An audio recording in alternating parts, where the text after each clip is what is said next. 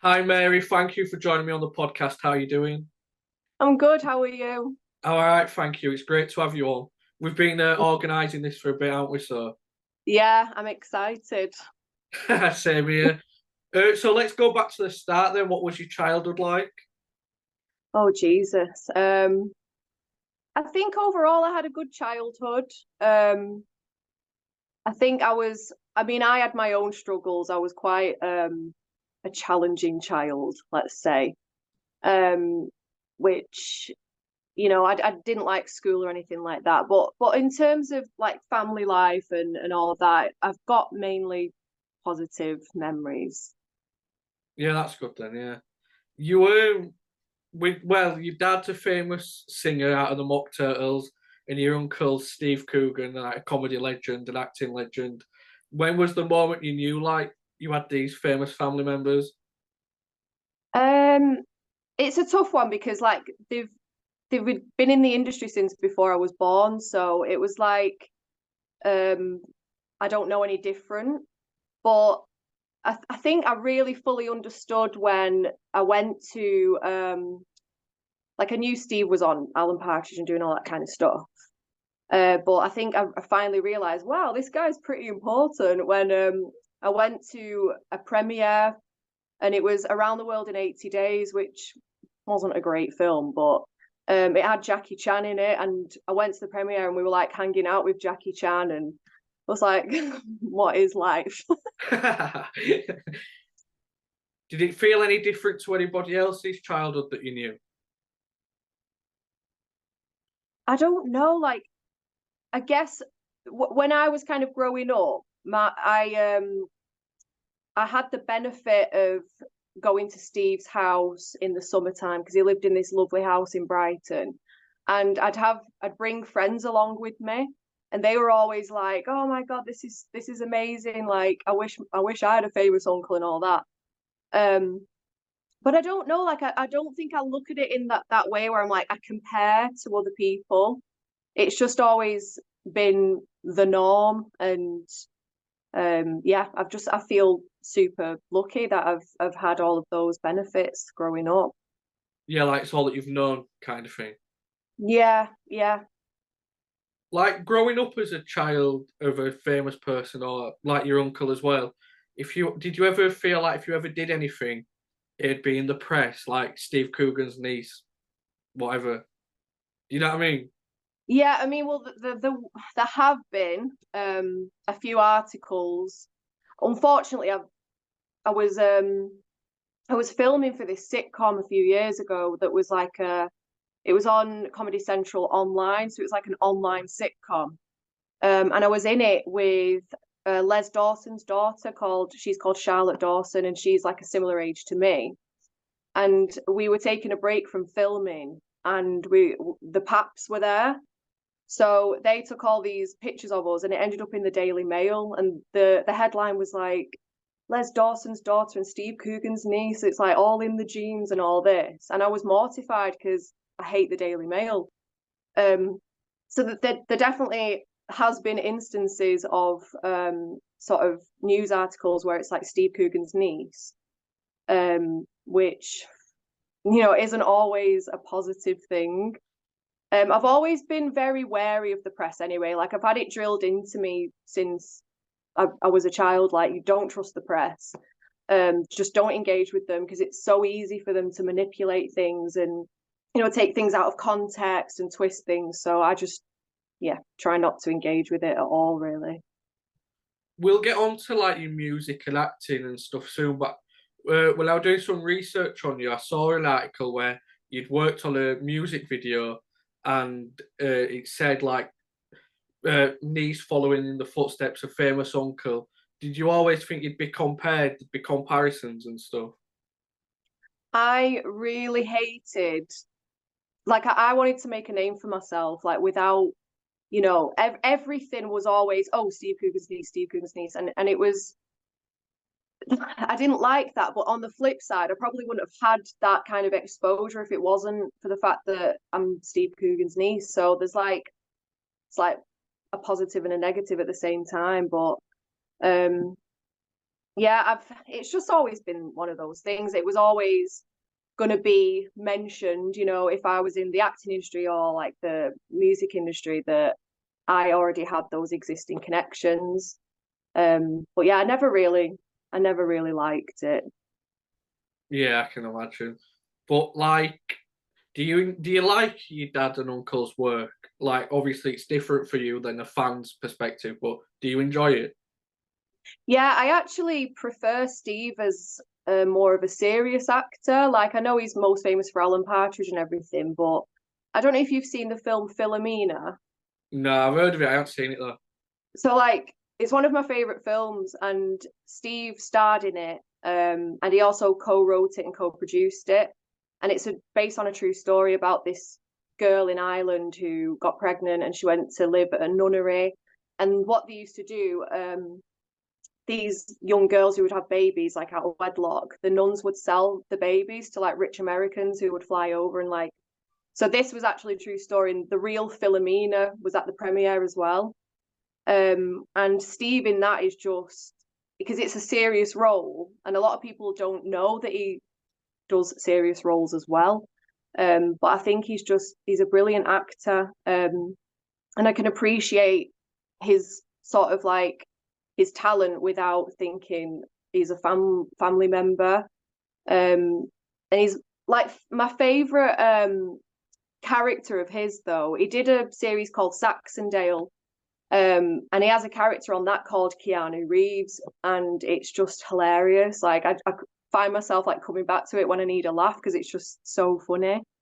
So I do definitely like Steve's work, and yeah, I like the Mock Turtles as well. I got a Mock Turtles lyrics on my back tattooed when I was like 15.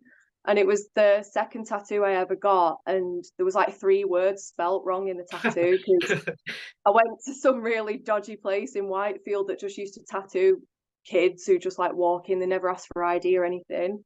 Luckily, like I managed to get it sorted out. Like you can't tell the difference now, but yeah, that was quite funny.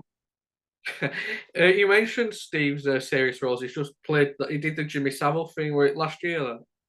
Yeah, that was really difficult to watch because I was like, on Yeah, one hand, it was Jimmy Savile, and I can't even imagine how difficult it was for Steve to do that role. But all I could see was Steve, so I was like, he was doing all of this awful stuff, and but yeah, that was, but he was brilliant in that as well. But yeah, yeah, that was definitely difficult to watch. yeah. It was. Uh, there were talk a couple of years ago about nepo babies. What's your opinion on that? Do you know it's weird you should say that because I saw the phrase nepo baby literally about a month ago and I didn't know what it meant. Um, it's basically like people who are famous and they are only famous because they already had an existing like relative in the industry, whether like mainly like parents.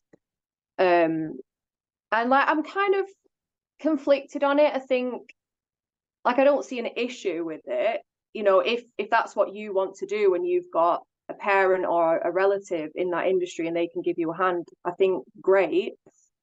But I don't like the idea of them, having that attitude of like, I worked so hard to get to where I was. Just, you can do it. Like, follow your dreams. Like, don't be lazy. Like, as long as they're humble about it and they acknowledge the fact that they have that advantage, then yeah, I don't think it's like a bad thing, really. Yeah, I agree with that. So, when did music come into your life? Like, was you always around music? Yeah, because obviously my dad was in a band and I used to go to his gigs when I was a child. And I think I've always been musically inclined anyway. Like I could probably sing before I could talk. And, I'm fortunate that I did get brought up on really good music and I've always had an ear for good music. But I think I was about 19 when I started being like doing music myself. And the first band I was in was called Mary Joanna and the Southern Electric, and so I was the lead singer. But I had in the band Ricky Turner, who was the lead singer of Paris Angels, and he was like on keyboard. And there was another member of the Paris Angels in the band called Toity, and he was on bass. and our drummer Spencer had been in the fall as well, but everyone's been in the fall.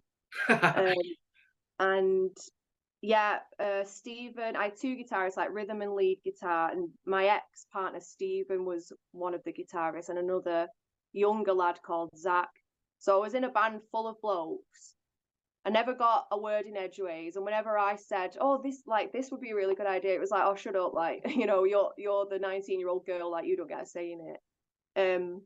So I didn't really enjoy being in that band, especially with the majority of the members being a bit older. And they kind of wanted to mold me into this sort of ideology of what they wanted me to be. And I just felt like I didn't really get a say in things, and I didn't feel like I was, my full potential and all of that. So I left that band and I started just Mary Joanna, which was me and my ex Stephen again and my brother Will. So it was just the three of us, and it was like less mouths to feed. It just was a better vibe all around. Like Will had his MacBook, so he used to program the drums. So we didn't have a drummer because I don't have a good history with drummers. I just don't seem to get on with them. So we were going for a bit of a Cocteau Twins vibe, like with just a drum machine type situation. And yeah, Will, my brother, played bass and Stephen played guitar, and I just sang. And we did do a few gigs, but then when me and Stephen split up, the band just split up. So it was like there was absolutely no way it would have carried on beyond that. Yeah, it could have done like a Fleetwood Mac. Yeah, exactly. So how long was that band together then, Mary Joanna?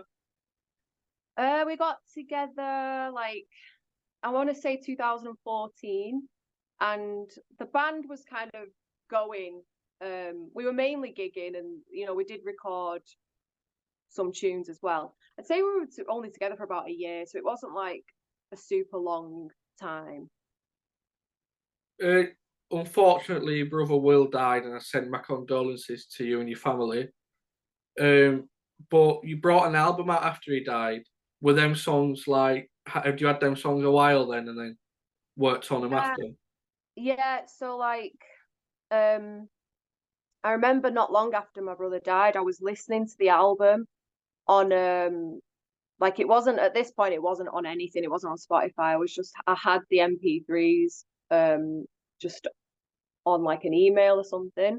And I was listening to them and I thought these are really good songs because we'd never actually we released one song that was just on YouTube, and we pretty much had an album there. So it was kind of like it would be stupid to not release this music, because I thought as well it would be a really good way to honor Will, and I wanted to make something positive out of it. So I made it a charitable thing. So 10% of all the proceeds went to a charity called Sudden that offer bereavement support, to people who've lost someone suddenly. So that it was a really nice experience to get it out there. And luckily our old band manager Damien Morgan, who's just one of the loveliest men I've ever met, he helped me out with the release as well, which was just great. So yeah, I think that was about 2 years ago when I'd released it, and it's still like it's on Spotify and Amazon Music and Apple Music and everything. But we've got we did these like 7-inch limited edition singles as well, which you can buy on Bandcamp, I think. I'm not a very technical person, but they're online anyway. It is a good album. I really liked your voice on the album as well, actually. Thank you.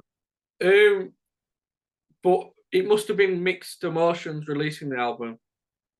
It was definitely bittersweet, yeah, because there was like one song in particular, Will's doing backing vocals on it, and I was just listening to it, and it's such a surreal feeling because it's like actually hearing his voice as well, which was difficult.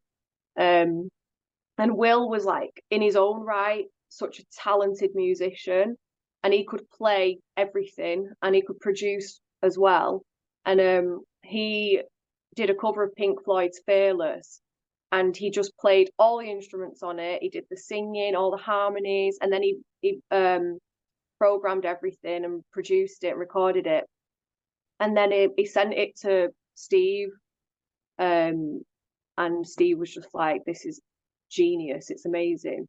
And it was actually played at Will's funeral as well. But that was one of the songs that I added onto the album because I thought it deserves to be heard by people because it's just so good. And I Yeah, actually prefer it to the original Pink Floyd song as well. yeah, it is a brilliant cover. That Yeah. finished off the album, didn't it? That one. Yeah, I did. I put it at the end, so it's Fearless and then Will's cover in brackets. Yeah. You're in a new band now, though. Is it Sorellas? I pronounce it. Sorellas, yeah. It's What? Oh, sorry. So, what can you tell us about that band? no, I was just gonna say like everyone's always confused about the name. Like we get called the Shirellas, like all kinds of mad stuff, and it's Sorellas means sisters in Corsican, which is just really random because none of us have got any links to Corsica. I was trying to Google name like the word sister in various different languages because I thought we're three women and we had this like really good friendship and a really nice connection. So I was like, we should be called the sisters in like some kind of mad language. And I found the Sorellas and I thought, that's it, that's it. So I Googled it to see if there was a band called the Sorellas, which there wasn't. However, there is one called Sorels, but it's kind of spelt a bit differently. So I was like, right, no, we're having it, we're using it because I love it so much. You mentioned the dynamic of your first band didn't work for you. I'm guessing this one's a lot better then. Yeah, it is because we're all equal. It's like we respect each other. There's that mutual respect going on, and we just have a laugh, which is at this point in my life, I just can't be bothered with drama, and I want to look forward to the music stuff and enjoy doing it, and otherwise it just defeats the whole object for me. So when we get together for rehearsals, it is just us chatting pure shit for like 3 hours, 4 hours, and then it's like, oh, we've not done any rehearsing again, never mind. But no, I love it. It's great. It's good fun. Yeah, good. Is there any music being released in the future then? So we've only recorded one song, which is Pond Life, and that's on Spotify and everything.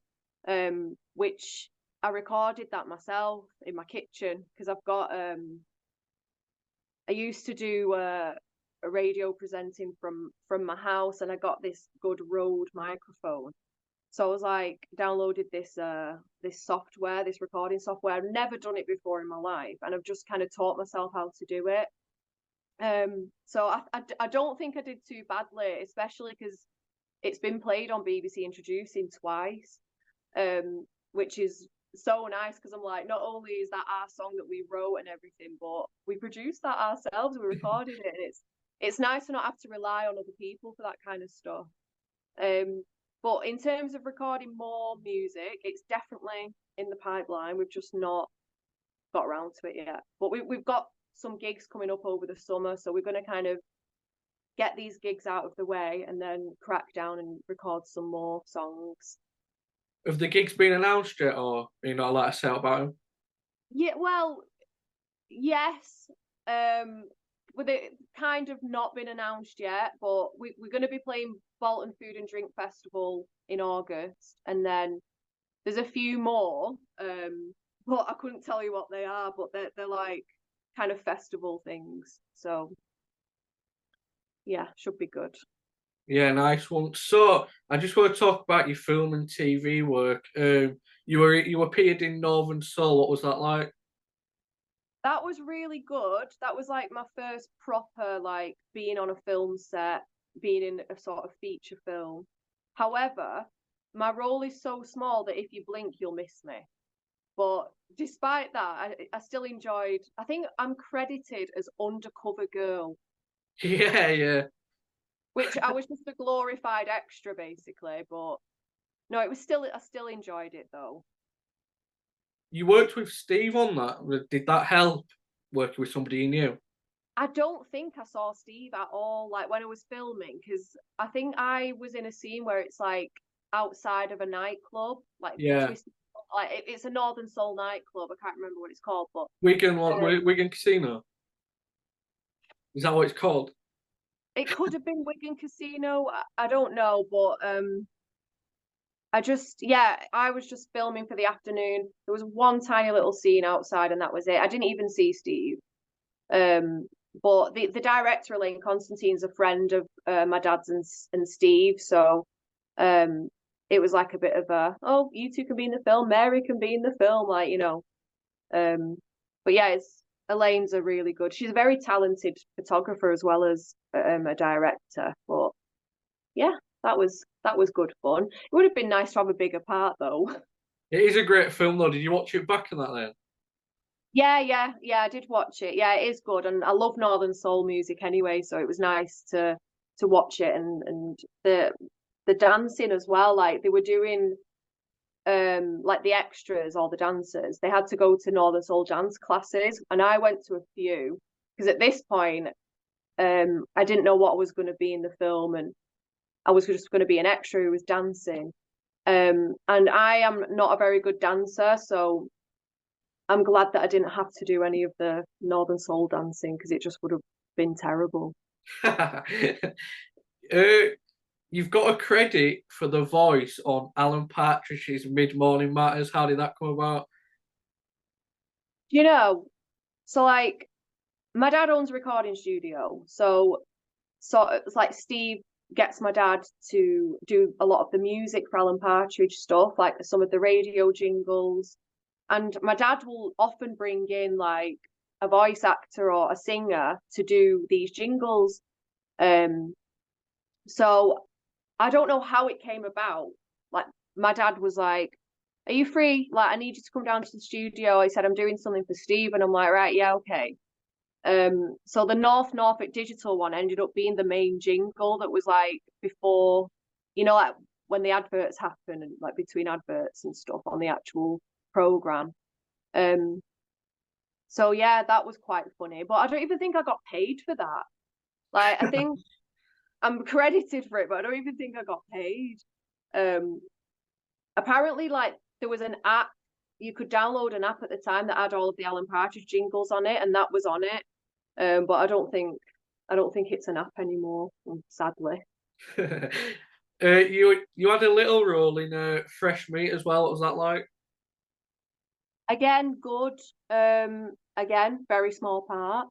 And the thing is, like, I loved acting. I still do, but I never really broke into the industry myself. Um, like, I've had people say to me, "Oh, just get Steve to get you like this big part in something." I'm like, "Well, he's not a casting director. It's not entirely up to him."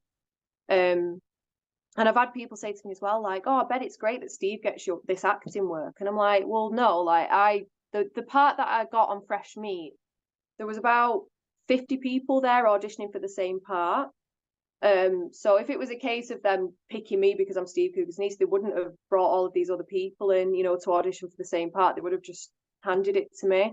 So it was always nice to go to a casting and get the job purely because they liked me and they didn't make that connection.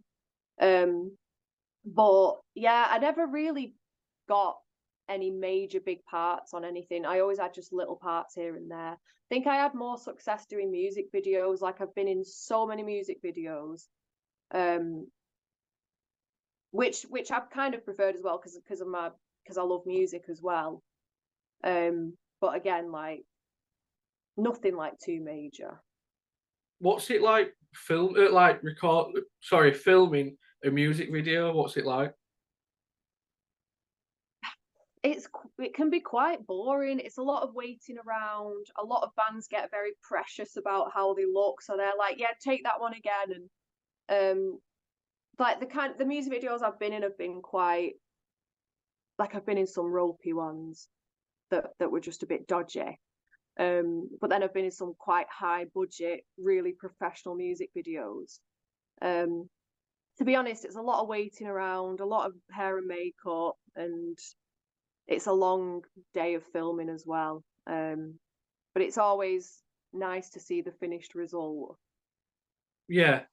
You were modelling around the time you was doing these acting roles, and you told me before we recorded that it was a toxic. They were both toxic environments. How come? Oh God, I mean, the acting industry is also toxic, but I think the modeling industry is like a lot worse.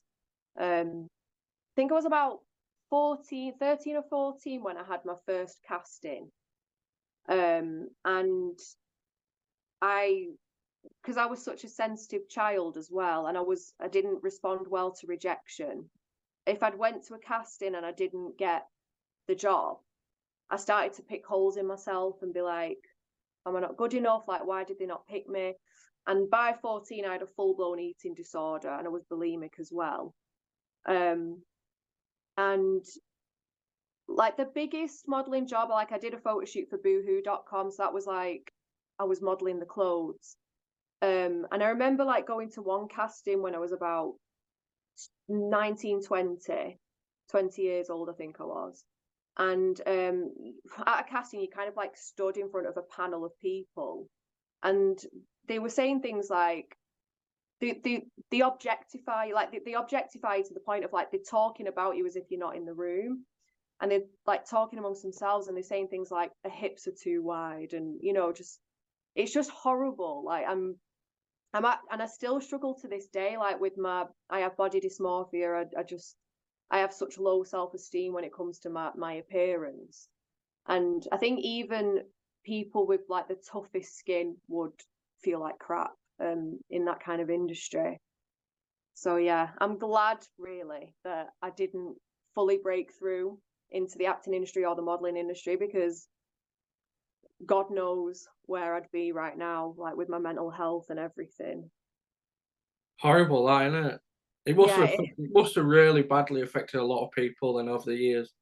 yeah, yeah, and continues to as well. I mean, I grew up in like the sort of pro Anna era of the internet, where you are you feel like you are valued on how skinny you are. So every time like I'd not get cast for a job, I'd just starve myself. So yeah, not good. Do you think it's harder being a woman in all these industries, music, acting, and modelling then? I think I mean, we still live in a patriarchal society, and of course, women in a lot of industries still have a bit of a disadvantage. But I do think it's getting better, and I love the fact that there's so many amazing women musicians that I love so much. And yeah, I feel like we've still got a long way to go on that front, but it is definitely getting better, I think. But that's just from my own observation. Like, I don't know. Some people might have a different opinion on it. You were also diagnosed with ADHD. What was it like getting that diagnosis? Um, it was a weird one because on one hand I was like, oh well, that explains everything. Um, and I felt validated because I always just felt like I was an awful person. I was like, why am I this way? Like when I was a kid and everything, I was like a problem child. So like I hated school. Like the teachers just didn't want to know, and my mum and dad didn't know what to do with me. But because like of how sort of ADHD and autism had like the research on it when it comes to children was mainly done on boys. So it can present differently in girls. That's why a lot of girls don't get diagnosed as children, and then they kind of slip through the cracks and really struggle, but they learn to mask it really well because they don't have a choice. So how it came about though, I was like misdiagnosed with borderline personality disorder, which I'm still trying to get rid of, like off my NHS record, because if you have a diagnosis of a personality disorder, it's like sometimes you have to tell the DVLA you can't get life insurance out unless it's like really expensive. And I did for like my own research, I don't even think BPD is a valid diagnosis. I feel like it's a modern day hysteria diagnosis that they slap on predominantly women who have a lot of trauma. And there's definitely a link between women who've been diagnosed with BPD when actually they have ADHD or autism or complex PTSD, which I've got all three of. So I've got like the triple whammy.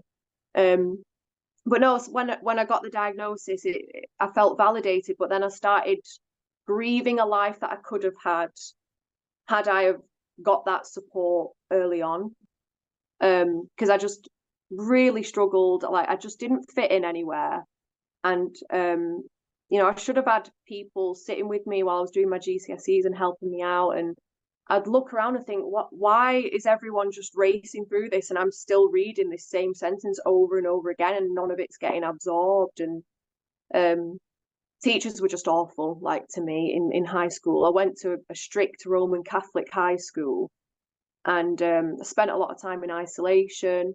I was always told that I was stupid and just not good enough. And again, it's like, when you're told this stuff as a child, it really does affect you as a person. Like that's why still to this day, like, and I've had so much therapy, it's ridiculous, but I still struggle with low self-esteem. And I think a big part of that is my experience in school, living with undiagnosed ADHD and autism, and then being in that sort of acting and modeling industry where there's so much pressure on you to look perfect. So yeah. How are you doing nowadays with it all? I know you said you're still trying to process it, but how's it all going? Good. I feel like I've reached a point in my life now where I feel not happy because that's unrealistic, but I feel content. Like I don't really like going out that much. I feel like I've turned into a bit of a hermit, but I like that now. Um, I like my own company. I've got an amazing boyfriend who's just he's so understanding and he does everything for me, really helps me out. But yeah, these days, to be honest, I enjoy gardening and spending time with my kids and my animals and just not really doing much interacting with the outside world. You told me before that you moved out of Manchester to Rossendale.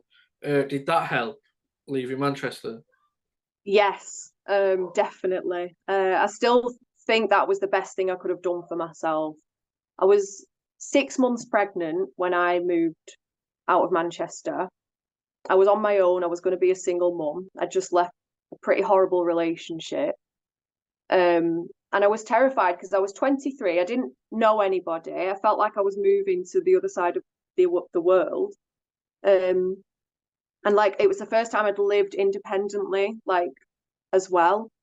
But it was great. Like I look back at that time and I think I just felt like even though not that I think people should rush into getting pregnant, to fix themselves and have that purpose, but it was like I'd been given a new opportunity, another shot at life, and I was like, okay, this is going to be an adventure, but I'm ready for it, and it was great. Like moving to Rossendale, like looking back to when I first moved here, and I didn't know anyone, and I was completely on my own. I wouldn't have thought like, I started my own drama group for children when I was here. I became a DJ on Rossendale radio for a bit, which was quite funny. And then I got elected as a local Labour councillor as well, which is just random. So I've like dipped my toe in a lot of things. But looking back, if you'd have told me all that, I'd have been like, what are you going on about? Yeah, so I feel like I've found my feet here and it's definitely my home now. Is that a sign of it, ADHD, like dipping your feet into different things? Was that something, a sign for you? Definitely. Yeah, because the thing about people with ADHD, they can be very impulsive and that their hobbies and interests can shift. So, and then you can get a little bit bored. So, like the kind of jobs I've done, like I've done a bit of acting, done a bit of modeling, the music stuff, but then like you know, I've been a receptionist, I've worked in a pub, I've like, you know, I was a shop girl selling Jaeger bombs in Manchester for a bit. And I was an NME magazine distributor as well. Um, so I've just like done a bunch of random jobs, but I never thought I'd get into politics. That was definitely like, even my mum was like, what the hell? So what was it like working on radio first? What was that like for you? To be honest, I didn't enjoy it only because I feel like I'm such an awkward person. Um, and like I couldn't play all of the music that I wanted to play. So, you know, when I was doing the Saturday show, which was prime time, um, I had to play certain songs that were already like programmed into the system, but I could swap out the odd song for one of my own choices. So it would literally be like Ollie Murs and then Brian Jonestown Massacre. So it just didn't make any sense.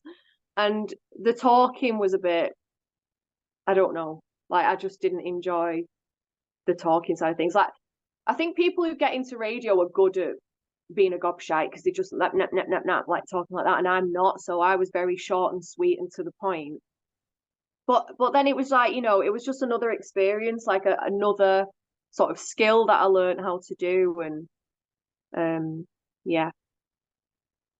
You mentioned you got into politics. How did that come about then? So like my mum's been a Labour councillor forever it seems, and she's so like I've always been brought up as a socialist, and um I think I was approached by like the leader of the Labour, like the leader of the council in Rossendale, and she was like, "Have you ever thought about standing, you know, as a Labour councillor?" And I thought, not really, because I said I don't really know too much about politics, and she went, "You don't really need to." She went, "You're someone who genuinely cares about people. You care about the community." Da da da da da, listing all of these things, and I thought, yeah, why not? But she did say to me, chances are you probably won't win in the local election because I was up against a sitting Tory. And round here, it's a bit of a mixed bag because there's a lot of farmers and a lot of countryside. There's a lot of Conservative voters up here. But then there's all the arty kind of left wing type people as well. So it's very like like a bit of a contrast. So I went in thinking, oh, I'm probably not going to win, but you know, it's fun to be, you know, just experience anyway. So I ousted the sitting Tory and I beat him by like 300 votes or something. So I was just like, oh my God, right, okay, I'm a councillor now. I'm gonna have to, you know, do loads of stuff. And to be honest, the I didn't enjoy all the meetings and that side of stuff, but the reason why I kind of got into it and the reason why I enjoyed it was the supporting people side of things. Like, for example, I had an ex-war veteran ring me up who had PTSD and he just wanted someone to chat to. So I just sat and spoke to him for about an hour. And he was just like lonely and wanted someone to speak to. So that side of it I really enjoyed. But then I did decide to stand down in the last local election just gone in May because I felt like I couldn't keep up with the meetings and all that side of stuff. And, you know, I'm a busy mum, I've got 2 kids. So I stood down and I'm glad I did because I'm still a very passionate person. Like I care about people. I'm definitely like that way inclined, but I don't know if it was right for me doing that sort of stuff. Yeah, well, you mentioned you're a mum of two now. You enjoy gardening. What else are you up to these days? Um, God, I'm honestly such a boring person. I don't, apart from spending time with my kids and my animals and my boyfriend, I work full time. I'm a teaching assistant now, at a special educational needs school. And I've been doing that for about coming on for 6 months now.